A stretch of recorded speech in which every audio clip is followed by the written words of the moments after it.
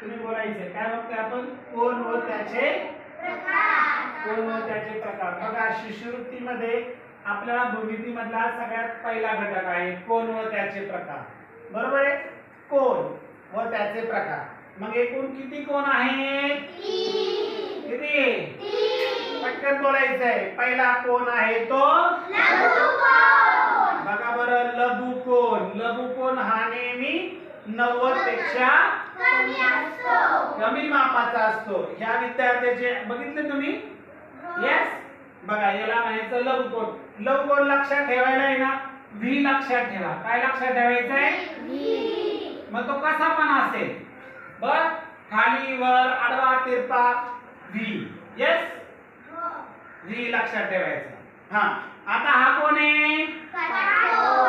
काटकोनाचं माप किती आहे? 90. काटकोनासाठी कोणतं अक्षर लक्षात ठेवायचंय?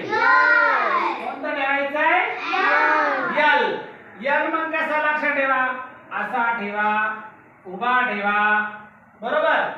जेव्हा बघा असं बघा बरोबर 90 मापाचा कोण तयार होतो तेव्हा कोणता कोण तयार होतो?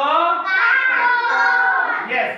आणि तिसरा प्रकार आहे विशाल कोण. कोणता आहे? विशाल कोण. विशाल कोण हा 90 पेक्षा जास्त मापाचा असतो.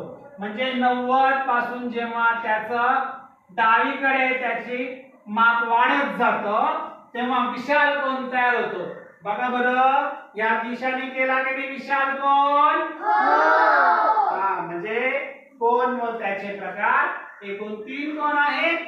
लघुकोण, काटकोन आणि विशाल कोण. याच्यात लक्षात ठेवायचा व्ही, याच्यात लक्षात ठेवायचा व्ही आणि यल लक्षात ठेवल्यावर काट विशाल कोण लक्षात ठेवायला काही अवघड आहे का? ओके लक्षात राहील.